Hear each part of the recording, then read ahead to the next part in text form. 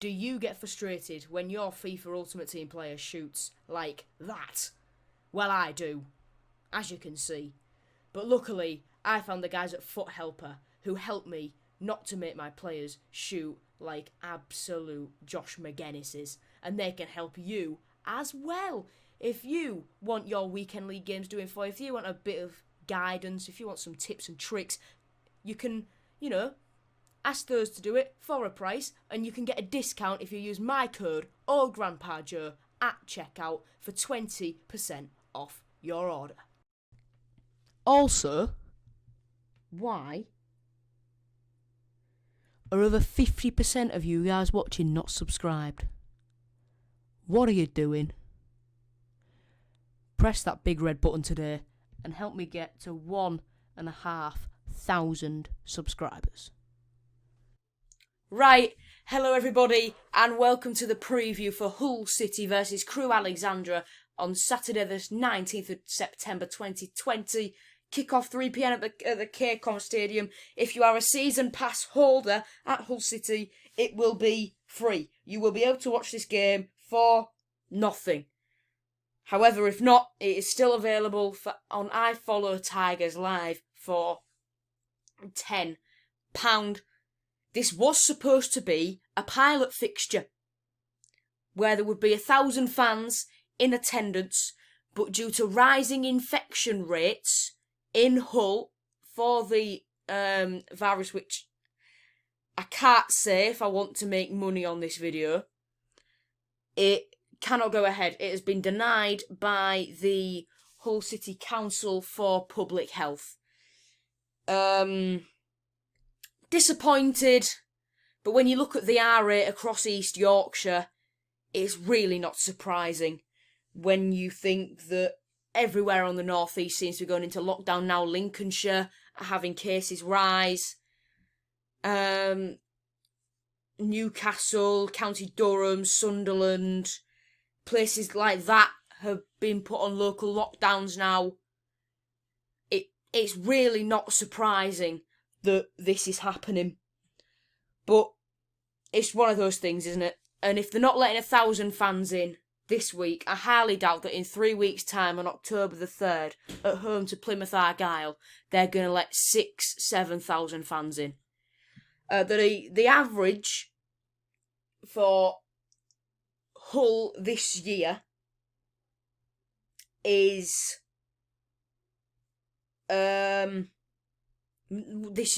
the average infection rate for Hull is 15 out of every 100,000 people. That is that is lower than the national average, which is 16 per 100,000 people, which it's under the national average, but not by much. And if I'm being honest, there's been a case at a school near me, and I know people at that school, and people who I know at my school are saying that someone in my year might potentially have it. So I am expecting Hull to be put on a local lockdown, because if it keeps going up and it goes higher than the national average, I can see us going on a local lockdown, or my school, if this person who people think has it does have it, my year group being not allowed in school for 2 weeks, which won't be great, but I can spend more time doing this, which is class. Anyway, I'm waffling. I really am waffling. Team news.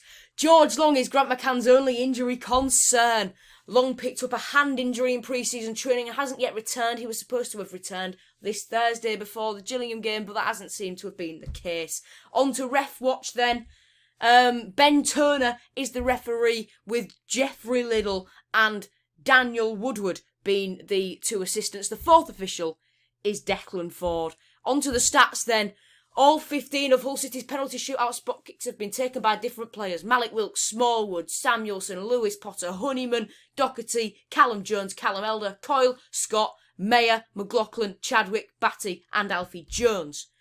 Matt Ingram has saved 2 penalties in as many shootouts.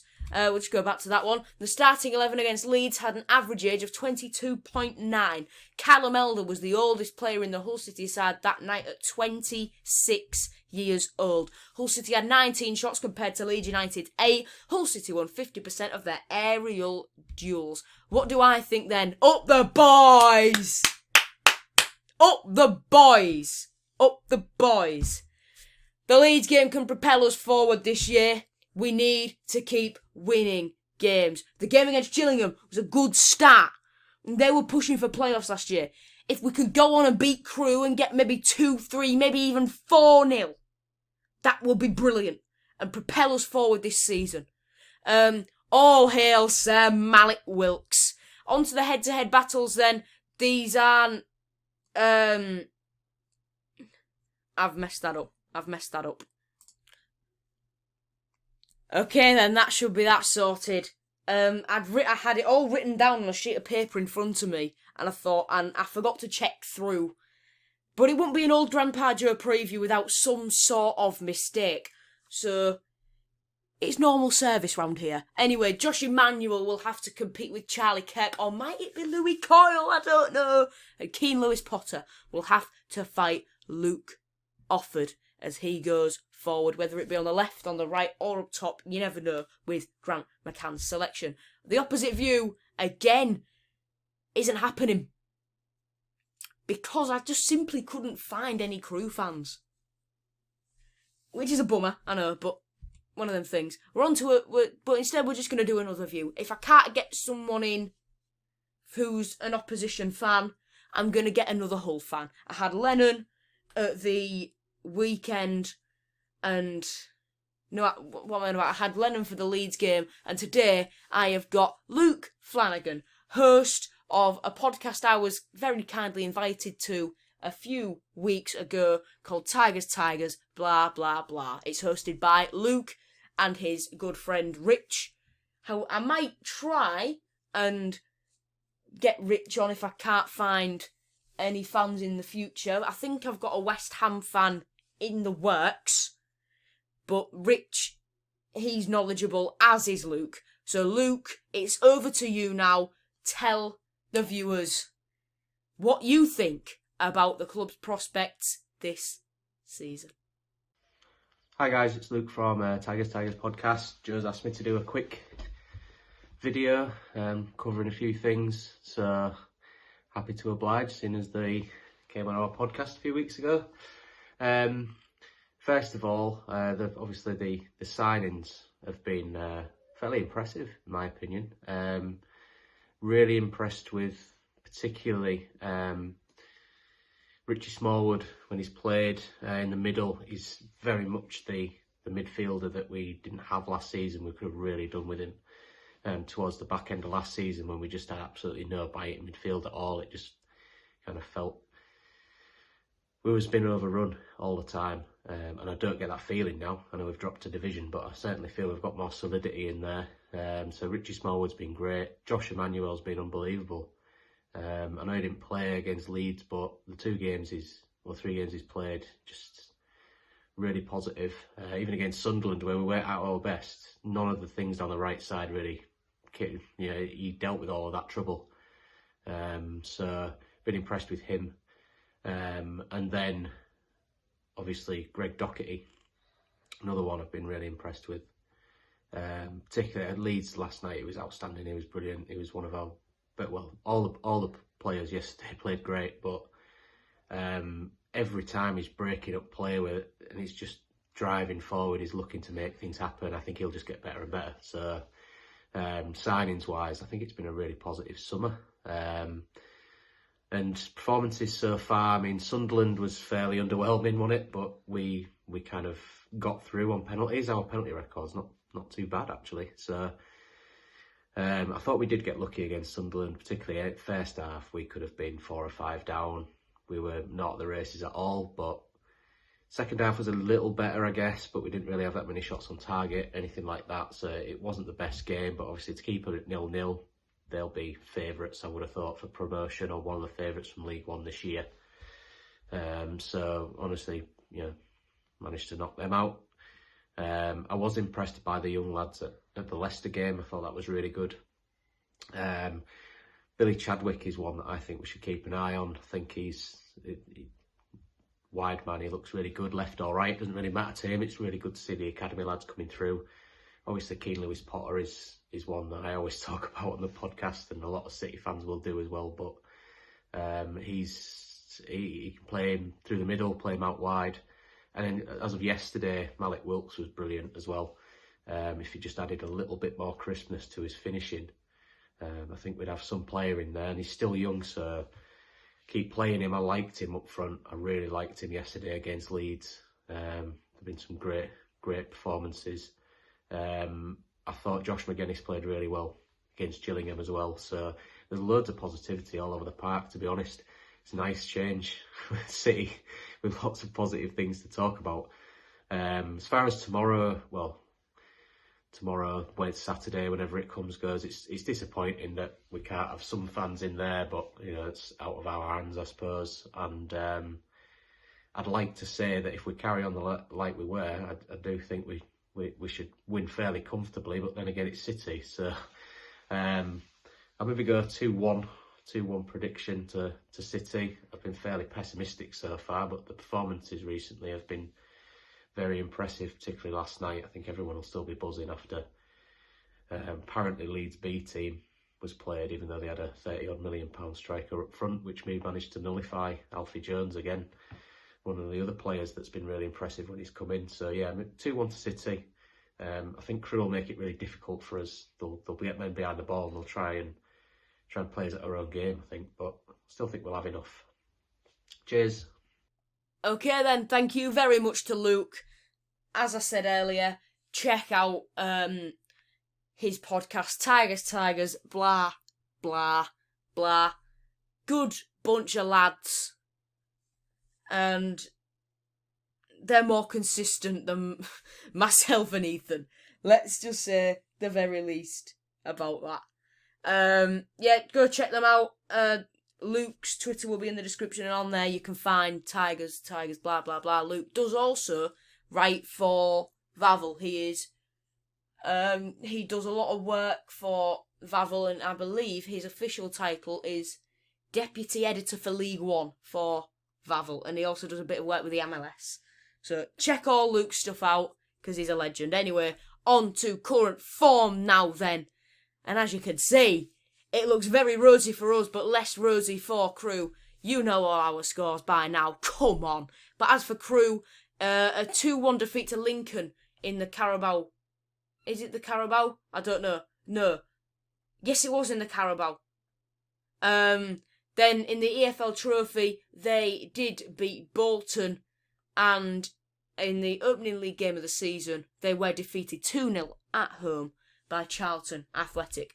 The league table then, that's how it looks. For the next preview for the West Ham game, there will be a tournament tree for the Carabao Cup. And once the FA Cup is drawn, that'll be there as well. So just underneath the EFL Trophy, I'll get it all sorted and you can see whereabouts we are in all of these competitions.